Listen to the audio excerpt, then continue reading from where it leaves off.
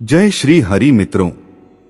जिस तरह जीवन एक सत्य है, ठीक प्रत्येक व्यक्ति को ये भी भली भांति पता है कि मृत्यु भी एक ऐसा सत्य है जिसे कोई जितना मर्जी झुठला दे, परंतु इसे बदला नहीं जा सकता।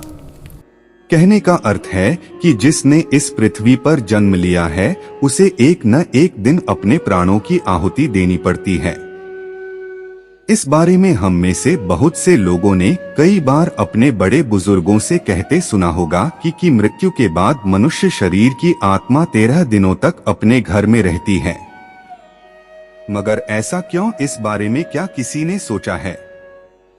अगर नहीं तो चलिए आज आपको इससे संबंधित जानकारी बताते हैं और जानते हैं कि आखिर क्यों मृतक शरीर की आत्मा 13 दिनों तक अपने घर में भटकती रहती है। साथ ही साथ ये भी बताएंगे कि 13 दिनों तक मृतक के नाम का पिंडदान क्यों किया जाता है। यह सब हम आपको इस वीडियो के माध्यम से बताएंगे। आध्यात्मिक विज्ञान हेतु इस चैनल को सब्सक्राइब करें। अधिक समय न लेते हुए शुरू करते हैं। गरुड़ पुराण में इस बारे में विस्तार से बताया गया है। गरुड़ पुराण में बताया गया है कि जब किसी व्यक्ति की मृत्यु होती है तो यमराज के यमदूत उसे अपने साथ यमलोक ले जाते हैं। यहाँ उसके अच्छे और बुरे कर्मों का हिसाब होता है और फिर 24 घंटे के अंदर यमदूत उस प्राणी की आत्मा को वापस घर छोड़ जाते हैं। यमदूत के द्वारा आत्मा को वापस छोड़ जाने के बाद मृतक की आत्मा अपने परिजनों के बीच भटकती रहती है और अपने परिजनों को पुकारती रहती है, लेकिन उसकी आवाज को कोई नहीं सुन पाता। यह देखकर मृत व्यक्ति की आत्मा बेचैन हो जाती है और जोर जोर से चिल्लाने लगती है।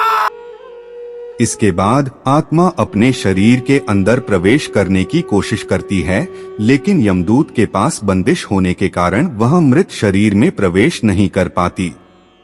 इसके अलावा गरुड़ पुराण की माने तो जब यमदूत आत्मा को उसके परिजनों के पास छोड़ जाती है तो उस समय उस आत्मा में इतना बल नहीं होता कि वो यमलोक की यात्रा तय कर पाए।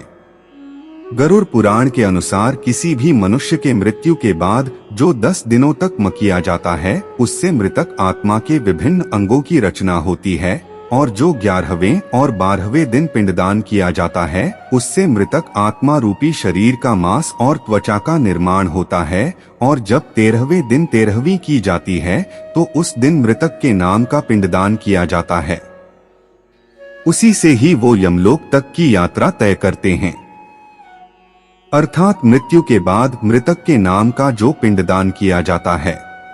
इसलिए ही गरुड़ पुराण में बताया गया है, जब किसी मनुष्य की मृत्यु हो जाती है तो उसकी आत्मा 13 दिनों तक अपने परिजनों के पास घर में भटकती रहती है और उसके बाद आत्मा मृत लोक से यमलोक की ओर निकल पड़ती है, जिसे पूरा करने के लिए उसे 12 महीने यानी कि 1 साल का वक्त लगता है। इतना ही नहीं, मान्यता के अनुसार 13 दिनों तक मृतक के नाम का किया गया पिंडदान उसके 1 वर्ष के भोजन के समान होता है। पिंडदान न किया जाए तो क्या होगा?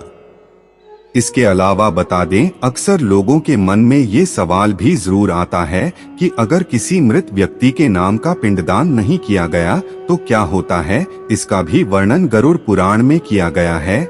जी हाँ, जिस मृतक व्यक्ति का पिंडदान नहीं किया जाता, यमदूत उसे 13वें दिन जबरदस्ती घसीटे हुए यमलोक की ओर ले जाते हैं और मृतक व्यक्ति की आत्मा को इस दौरान काफी कष्ट उठाना पड़ता है। इसलिए हिंदू धर्म में मनुष्य की मृत्यु के बाद 13 दिनों तक पिंडदान करना आवश्यक माना गया है। इसके अलावा आपको बता दें कि 13वें दिन परिजनों के द्वारा मृतक व्यक्ति के नाम का जो भोज करवाया जाता है, अगर वह कर्ज लेकर किया जाए तो मृत व्यक्ति की आत्मा को शांति नहीं मिलती। इतना ही नहीं, गरुड़ पुराण में यह भी बताया गया कि जो व्यक्ति जीवित रहते हुए अच्छे कर्म करता है, मृत्यु के बाद उसकी आत्मा को यात्रा के दौरान यमदूत कोई कष्ट नहीं देते और जो व्यक्ति बुरे कर्म करते हैं उसकी आत्मा को यमदूत यात्रा के दौरान कई यातनाएं देते हैं और आत्मा को कई कष्ट भोगने पड़ते हैं। हम आशा करते हैं आपको यह छोटी सी जानकारी अच्छी लगी होगी। अगर अच्छी लगी है तो हमारे चैनल को सब्सक्राइब करें और वीडियो को लाइक करें। अगर आपने पहले से सब्सक्राइब कर रखा है तो हम आपका आभार व्यक्त करते हैं।